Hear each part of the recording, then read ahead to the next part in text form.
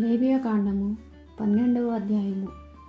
మరియు యెహోవా మోషేకు ఈలాగు సెలవిచ్చెను, నీవు ఇశ్రాయేలీయులతో ఇట్లనుము, ఒక స్త్రీ గర్భవతి అయి మగపిల్లను కనిన ఎడల ఆమె 7 దినములు పురటాలై ఉండవలెను.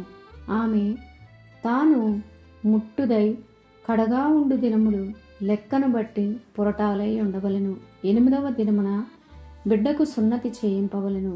ఆమె తన రక్త శుద్ధి కొరకు 33 దినములు ఉండి, తన రక్త శుద్ధి దినములు సంపూర్ణమగు వరకు ఆమె పరిశుద్ధమైన దేనినైనను ముట్టకూడదు, పరిశుద్ధ స్థలముల్లో ప్రవేశింపకూడదు. ఆమె ఆడపిల్లను కనిన ఎడల ఆమె తాను కడగా ఉండునప్పటి వలె 2 వారములు పురటాలై ఉండవలెను. ఆమె తన రక్త శుద్ధి కొరకు 66 దినములు కడగా ఉండవలెను.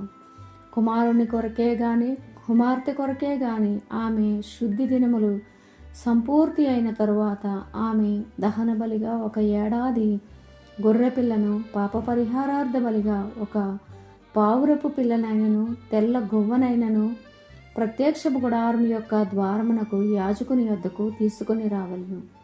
అతడు యెహోవా సన్నిధిని దాన్ని అర్పించి ఆమె నిమిత్తము ప్రాయశ్చిత్తము చేయగా, ఆమె రక్తస్రావ విషయమై ఆమె పవిత్రపరచబడును.